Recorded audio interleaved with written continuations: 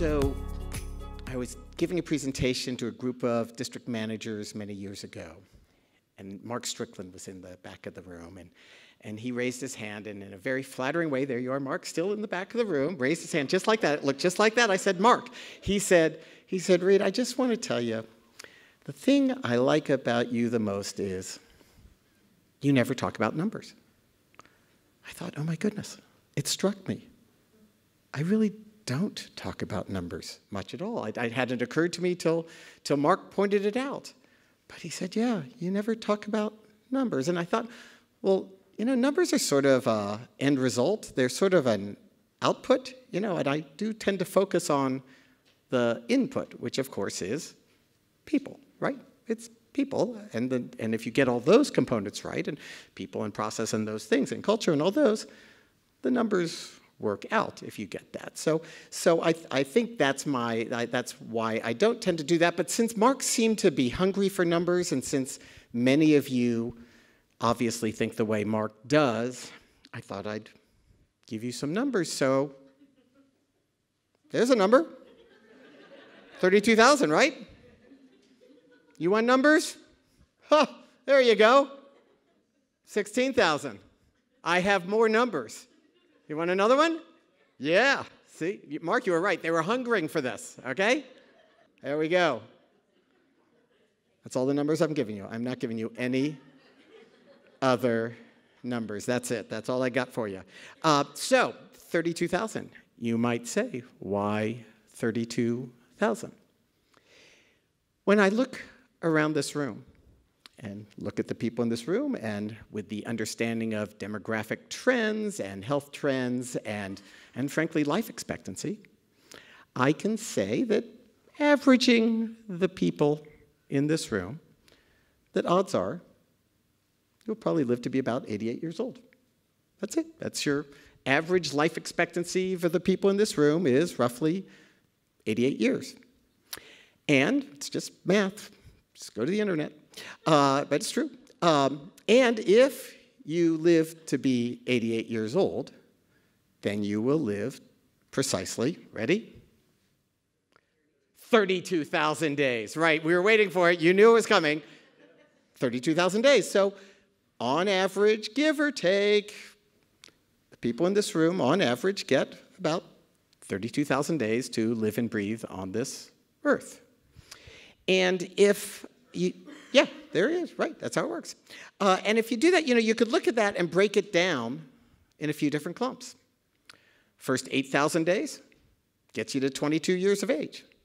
And unless you're someone like one of our optometrists, probably by the time you hit 22, your schooling years are done, right? I think that's fair. Most of us in this room, whatever, by 22, you weren't doing as much full-time, full education things. You know, things here and there, self-education, all that sort of stuff. But mostly your schooling years and your upbringing is done by 22. And then from 22 to 66 are your career years. And oddly enough, after I put this together, there was an article about retirement in the Wall Street Journal, and it said that today, the average retirement age is 66. I didn't make it up. It's just the math, okay? And then you retire at 66. You have 8,000 more days before you drop dead. That's how it is. There you go. That's your life in a nutshell, all right? When Mark asks for numbers, I give him numbers, all right? Good, okay. And then, you know, you also might think about your career years broken up into maybe two phases.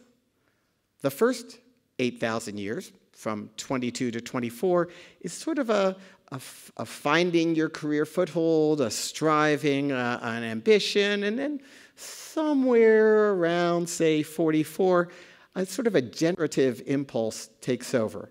And it becomes about sort of bringing along the next generation and bringing along others. Sort of maybe that first 8,000 days is a little bit more self-focused, and that second 8,000 days is a little bit more other-focused. And again, I can't make this up. I called Bill Clark as I was preparing this presentation. I said, Bill, just out of curiosity, what is the average age of a National Vision store manager? Get this, it's 44. It's right. 16,000 days in, right, halfway through your career, right, it's right there. So when you think about this, you ask yourself questions that if you're going to live a intentional, deliberate life versus just blowing with the wind, you do ask yourself, right, how do you want to spend the 16,000 days of your career? And unless you've chosen a solitary profession, and by the way, no one in this room has chosen a solitary profession, but unless you've chosen a solitary profession, you ask yourself the question, who and what kind of an organization and what kind of an entity do you want to associate yourself with for those 16,000 days? This is especially important because of a concept that I've shared with many of you, which I love this because it's such a great buzzword for such an obvious concept, which is the social multiplier effect, which is you become more like the people you spend time with. This is something that is just true. Anyone who's a parent who has been sort of raising a high school kid, you want them to fall in with the right crowd because then they'll act like the people in the right crowd as opposed to the wrong crowd. We know how that goes. This is hang out with athletic people and you become more athletic. Hang out with people who drink a lot and you end up drinking more. Again, this is just how we humans are. This is not brilliant. This is an obvious concept.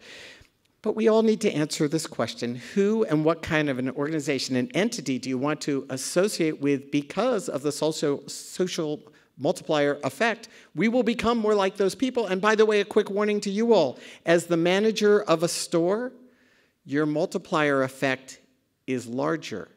Actually, the people around you become more like you because you are the leader of the organization. So your multiplier, you affect how their lives are and their behaviors more because of your role in that store.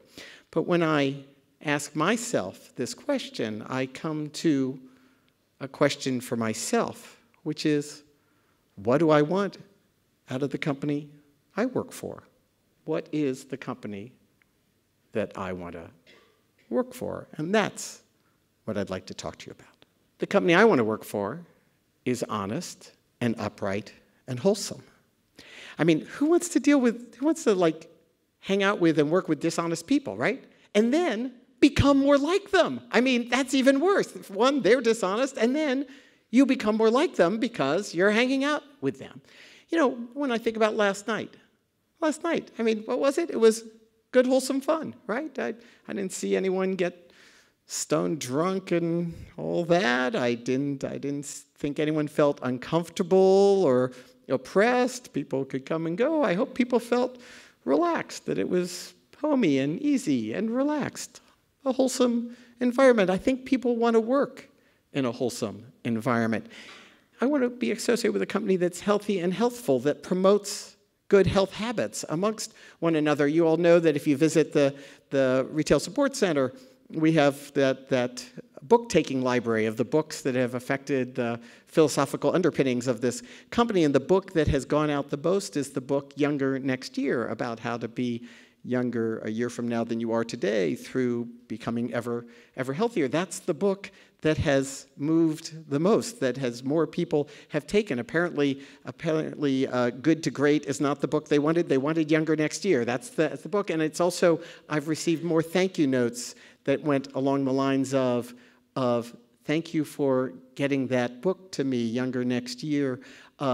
It changed my life. And by the way, Bill Clark has said if you just give your name to him, he'll send you that book if you don't have it. So you can do that. You all met Joan Blackwoods yesterday. She is not here today, but she's our new head of marketing. I like her for a lot of reasons. She's done marketing in our category with 1-800-CONTACT. She's worked with Walmart in the past. She's done a lot of really great, modern, sophisticated digital marketing work. But I think one factor that just put me over the edge in terms of hiring her was she used to be the marketing director of Zumba Fitness, and I have high hopes that through interacting with her, I may become ever more fit myself. We will see.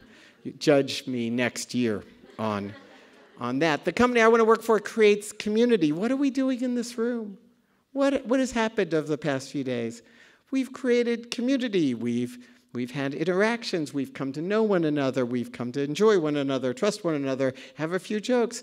Actually, I think it was inspired of Sharon and Jackie to say, this is the right size for us. It's not little district meetings, nor is it 1,100 people in a hotel for the whole company. This is about the right size for the creation of community, and then we've really been enjoying as we've gone from group to group of about 130 to 150 people. It's the right size for us. The company I want to be associated with is a community. The company I want to be associated with likes to dance together. Oh my goodness, look at that, look at that. Oh my goodness. Now, if the chairman of my company, who I hope does not stumble upon all the pictures of me dancing that you all seem to insist on posting on social media, if he were to say to me, Reade, take me through this thing of why there are so many pictures of you dancing, why is that occurring? Well, I would have to justify it to him. I would say, well, I found that if I'm dancing with them on the dance floor the next day, they feel comfortable coming up to me and saying, you want to know what's really going on? Because once you've danced together on a dance floor, you're building trust. I would say that if asked. But it's only partially true. For me, there's something beautiful that happens when a group of colleagues from across the country are dancing on a dance floor. There's something special and wonderful and warm and beautiful, and that's the sort of company I want to be associated with. I'm not commenting on these pictures. All right. The company I want to work with likes a good costume party. I think I've said this to you before. I don't know what it is. This company culturally is a costume party company. This company likes to dress up, and I don't know what it is about the inhibitions that go away when you're wearing a costume, but it sure is fun for all involved. The company I want to be associated with is populated by cheetahs. I am sorry if I have said this to all of you at least 4 times. And I want to credit one of my mentors, now departed, a man named Rich Benton, who taught me this many years ago, and I've always loved it. He would say that people in many ways are either cheetah-like or goat-like. And you can take a goat and make a faster goat, but you can never get a cheetah out of a goat, just a faster goat. And we are all goat-like and cheetah-like in many ways. Like, I am a total goat when it requires anything with eye-hand coordination. I have no eye-hand coordination. If you've seen my handwriting, you know that. It's bad in a lot of ways. I'm just horrible at anything like that. And I think I'm okay with words. I'm pretty good with words. But so and we are all cheetah-like and goat-like in different ways. I think about kids for the first time that they're on a soccer field. The 4-year-olds, the first time that they're on a soccer field, they've never really had any training. It's their first game, their first thing. And, we all know, we've all seen this, right? They all clump up. They don't know how to kick the ball. It's laughable almost. But there's always one kid who, without being trained, their brain is just geared toward, they know how to kick the ball in such a way that it goes fast and straight. They know not to get in the bunch, but rather to separate out and wait for the ball to get out of the clump. Their brain is just naturally geared towards soccer. They're cheetahs. They have a cheetah brain for soccer. Might not be that brain for baseball. Might not be that brain for another sport. They have a cheetah brain for that. We all have cheetah brains for certain things and not for certain things. And it's important for you to understand that everything I say from here is predicated on the belief that you have begun by surrounding yourself with optical retailing cheetahs, people whose brains are well geared towards optical retailing. Not every brain can do it. Not every brain has that orientation. And sometimes you'll say, oh my gosh, I heard that person thinking they'd be great. And oh my goodness, they're a complete optical retailing goat. You'll say it in some collection of words, but that's what you mean. And to me, you almost have a responsibility to go to them and in some collection of words say to them, you are such a nice person, and it is just so sad that you are an absolute goat at this optical retailing thing that I hired you for, because since you're a goat, you're never going to be able to be a cheetah at this, and I am going to do you one of the biggest favors of my career, and I am going to release you to go find the thing that you are cheetah-like at, so you can have the fun and fulfillment of running really fast. Everything I say is predicated on the belief that you have surrounded yourself with optical retailing cheetahs. The company I want to work with is joyful, happy, and vibrant. You know, the easiest way to have a really happy work environment? Hire happy people. That's really how you do it. Hire happy people, you get a happy environment. Frankly, getting rid of unhappy people also helps you have a good environment. You know, you can create joy and happiness either pulling up from the top or pushing up from the bottom. Those are your two choices. So creating joy and happiness and hiring happy people, or the reverse, but getting rid of the negativity. Those are your options. The environment I want to work in is joyful, happy, and vibrant. It assumes positive intent. I don't know about you, but do you know many people who drive to work every day saying, you know, today I am so going to screw that place up. Oh my goodness. By the end of the day, they will not know what hit them. Oh my goodness, I came up with some ideas last night. That place will be a complete mess. Oh my goodness. People don't do that. What do people do? They drive to work saying, you know, I'm gonna give it my all today. I'm gonna try, and wouldn't it be so nice if at the end of the day somebody said to me, hey, nice job. Well done. You did that well. Atta girl, atta boy, well done. I think we have to assume that people come in trying to do a good job, and if they don't, and especially if they don't and they're optical retailing cheetahs, you have to ask the question, well, what's wrong with this process, or this communication flow, or this training, or our interaction, or what am I doing wrong that's got this person with positive intent not accomplishing in the way I want them to? If you assume positive intent, you have to look at the entire ecosystem of interactions and behaviors if you're not getting the outcome that you want. The company I want to be associated with is a meritocracy. Oh my goodness. There is the picture of the people in this room who started at the entry level. It's over 10% of our Walmart store managers started in an entry-level position and rose up. I've got to get the number sometime for district managers, but it's a big number. I want a company that a cheetah finds their home in and says, this is what I want to do, and I can rise up here. What I love about optical retailing is it is a meritocracy. It doesn't matter how snotty your education is or how much you have. If you walk in here and can do it, you can do it and you can rise up.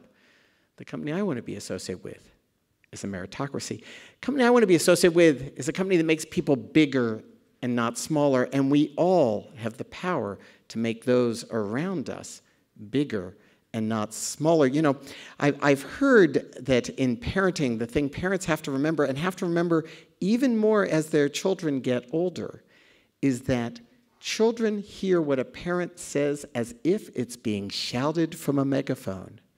You may be trying to sound very quiet and understated, but they hear it like this because it's you, because you're the authority figure in their brain, in their psyche. What you say is as if it's through a megaphone, and frankly, it's the same as a manager of people. When you're their boss, They hear what you say as if you're shouting it through a megaphone. And the word choice you select, your intonation, has a large impact on how they feel when they go home. Do they feel big or do they feel deflated? Subtle word choice can make a huge difference in the self-image of others. And in choosing those words, we either make them bigger or we make them smaller. And I think bigger people do better work.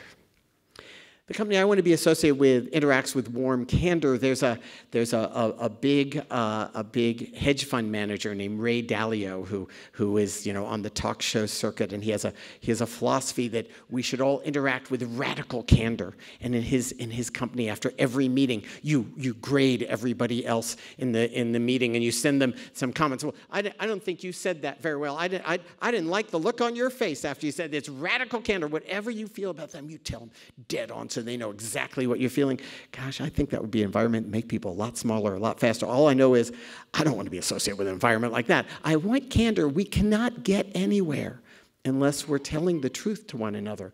But I want it to come from a warm place, warm candor, where people are saying, hey, I think we could do this better. I think you can do this better. But it comes from a place of wanting you to be better, of cheering you on, of coach-like behavior versus punishing-like behavior. And I think some of this is about creating loving dynamic tension.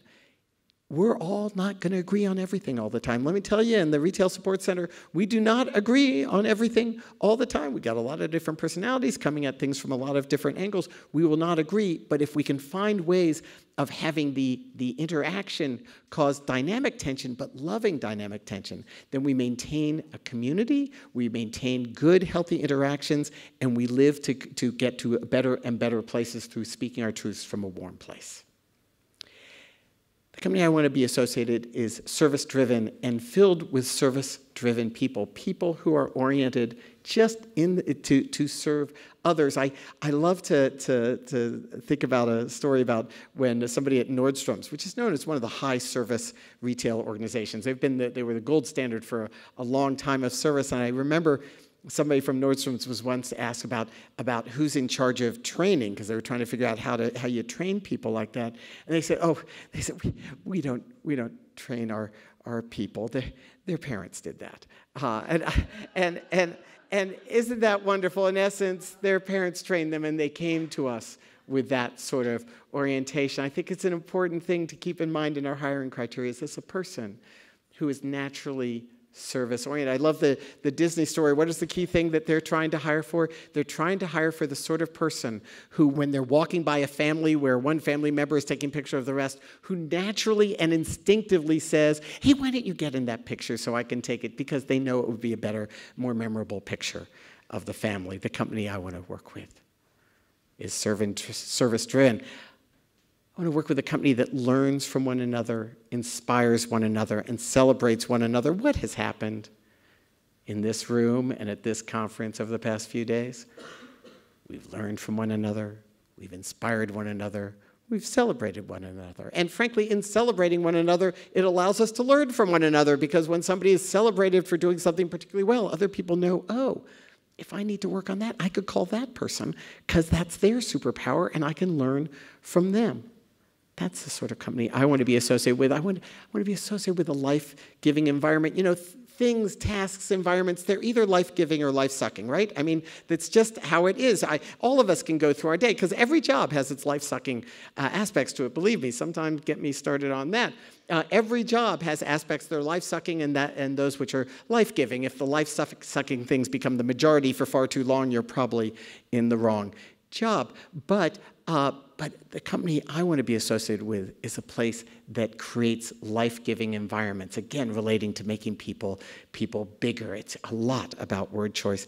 I like a company where there are random acts of kindness, and I love the fact about once a week, someone of our 12,000 plus associates will send me an email saying, I just thought you'd enjoy this, and they'll tell a story about a customer who heard another customer who was sort of who couldn't afford something and saying, hey, I'll pay for that. Or Or an associate who is dealing with someone who said, oh gosh, and the associate paid for the thing from the customer. Or I could go on and on and on, but just a half an hour ago, and Violetta walked up to me, and what did she do? She gave me some Filipino nuts. She gave me Filipino nuts. What was it? It was just a random act of kindness. It was, hey, I like these. I thought you might enjoy these too. I want an environment where there are lots and lots of random acts of kindness. I can't wait to try them. They look really good. But I also want an environment that's filled with random acts of just ridiculousness.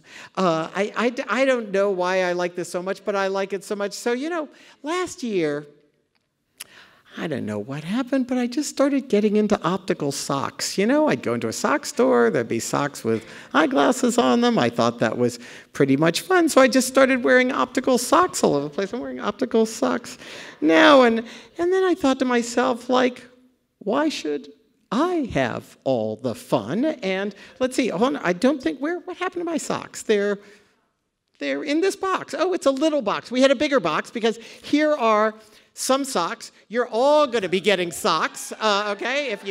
They're all here, okay? You're going to get lots of them. There are plenty for everybody here. Every store manager will have the official National Vision socks, okay? So, yep. I mean, we spend so much of our time on this part of the body. Why shouldn't we spend a little bit more time on that part of the body? Don't you think that seems warranted? There they are, looking good. I loved going to Deborah at around Christmas. Could you go out and buy 1,200 pairs of socks and design some national? All right, enough about socks. Company I want to be associated with sets high standards. I mean, what is leadership anyway? Leadership is just saying this is what it looks like, right? I mean, a lot of people go along thinking, oh, I'm doing a good job, and then you come along and you say, well, no. It doesn't look like that. Actually, a good job looks like this. It looks like this. You don't know what it looks like. It looks like that. That's your job as a leader, just to rally teams to deliver across higher standards than they think they can. That's what leadership is, and I think most people fall short because they don't understand what really good looks like. But frankly, really good, in my opinion, isn't daring enough. To me, I like a company that delivers outsized success, beyond what you'd imagine success. Why am I so happy with this 71 consecutive quarters of positive comp store sales trends at numbers well above anything else? It's the best in America by a lot. It's the best retail in America. That's outsized. When am I so pleased with? The day I met Sherry back in 2002, back in that period. The company, we were a public company at the time, and the market capitalization of the company, the value of the company at the time was $5 million. We had just emerged from bankruptcy. We had a mountain of debt that no one ever knew how we'd ever pay off, least of all me. And it was a pretty ugly situation that got uglier over time. But that same company that had a $5 million market capitalization, I checked this morning, now has a $2.9 billion market capitalization 17 years later. It's outsized. It's outsized. So it's one thing to say it's here, and it's one to say, no. That's what we're aiming for. Asking the question, tell me if that is what we're after, and if something horrible was going to happen to you if you didn't hit that. That's the question. You always say, if I didn't hit that, something horrible would happen to me. How do I get there? It focuses the mind. The company I want to be associated with are missionaries, not mercenaries. It's nice to run a good, profitable business. That's nice. It's just not aiming really high. I think running a good, profitable business that funds a massive philanthropic campaign that's trying to solve a global public health crisis. The New York Times described the lack of glasses for the billion-plus people on Earth who have bad eyes and don't have access to affordable glasses. The New York Times referred to it as the largest public health crisis you've never heard of. We're trying to do bigger things here. Somebody was talking to me about how a competitor, who I will not name, but if you think of the competitor that you respect the least I think that you'll all get to the same place. At any rate, how the person called them up and started saying, well, why don't you said, why don't you come work for me? And, oh, I'm really happy where I am. And then mentioned a really, really high salary number. They said, they were just trying to buy me because they didn't have anything else to offer, because they weren't doing anything else. The currency of that organization was only money. The currency for us is something much, much bigger. The company I want to be associated with has the gratitude that comes from perspective, the perspective that, frankly, we're a very lucky group of people. We have good, fulfilling work. We live in a wonderful country. We have a lot of security. A lot of our basics are taken care of. Hopefully, there's some love in our life as well. The gratitude that comes of perspective of you know what?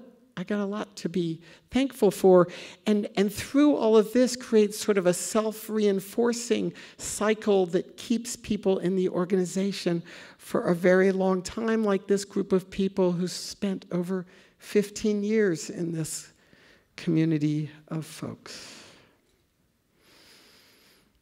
The organization I want to work with has a positive impact on the world around it, both small, because the small is wonderful, and very big, because that's wonderful in different ways. Helps those less advantaged and in need, because frankly, I think we all know this in our hearts, that the only real source of fulfillment and happiness in this world comes from helping other people who are not as lucky as we are, who cannot help us back in return. That's where fulfillment is, helping people and expecting nothing back in return. To me, it's about admirability. It's about how you feel when you're driving home at night, whether you're serious. You say, oh, yeah, tough day, because we all have tough days. We all have stresses. I mean, yeah, that's just part of our adult life. But as you're driving home, are you saying, hey, yeah, it was a tough day, but like deep down inside, I'm like, I admire what we're trying to do here. I admire what we're about. It's a source of pride and maybe even nobility. That's how I couch it. In a word, I think this comes down to caring. What's the thing I hear the most from people in the company? I just like helping people, and this job allows me to do that. In a prior company, when I had a ridiculously large market research budget, I spent it on anthropologists and psychologists to try to understand deep down in the minds of people as they approach the optical category what's going on in the sort of deep crevices of their psyche. And I came up with the conclusion from this research that what are people looking for? People who will care for them.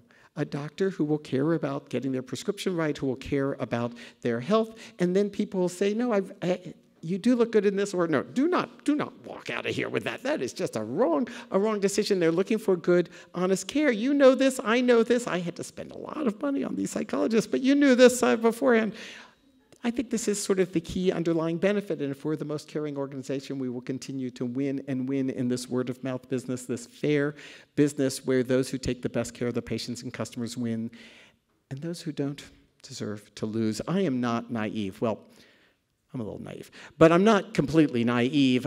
Our tribe has over 1,100 campfires. Each of you is in charge of one of those campfires, and I do not believe that it is Shangri-La every day in every one of your stores. I read the in-touch messages and hear, therefore, from some of the happiest associates and some of the most frustrated associates as well. They're the ones who leave the anonymous messages on in-touch, so I know it is not Shangri-La every day in every one of our stores. But the things I've been talking about, I think and hope, are the core elements of the culture that I think we're all aiming at here at National Vision. I mean, I didn't make these things up. I came about this from hanging out with you and from learning from you and trying to figure out what it is that, what do I do when I meet somebody who's been with us 15 more years? So what caused you to stay here? These things come from those discussions. If we're able to do this, there are just multiple levels of good. It's a great place to spend our career. It's a great place to be an optometrist, because it better be a great place to be an optometrist. We better be the best place to do that if we want to continue to succeed in the way we have. It's a good place for people to get health care. The optometrist in your store is, for many of the patients and customers you see, the only healthcare interaction that person's going to have that year. They may be uninsured. They're intimidated to go into a medical building. God knows what sort of a bill you might walk out with from a medical building. Our healthcare system is totally screwed up. but they feel comfortable in a Walmart walking into the doctor there. They know it's going to be okay, and that doctor is often saying to them, hey, do you know you have diabetes or hypertension? They're seeing things that can be very dangerous and treating them and making sure they get to the right place. It's not just a refraction. We are, in many ways, a front line of American healthcare. We're a good place for great prices for medical necessities in a category that has been taking advantage of consumers for a long time. Good community citizens and good global citizens.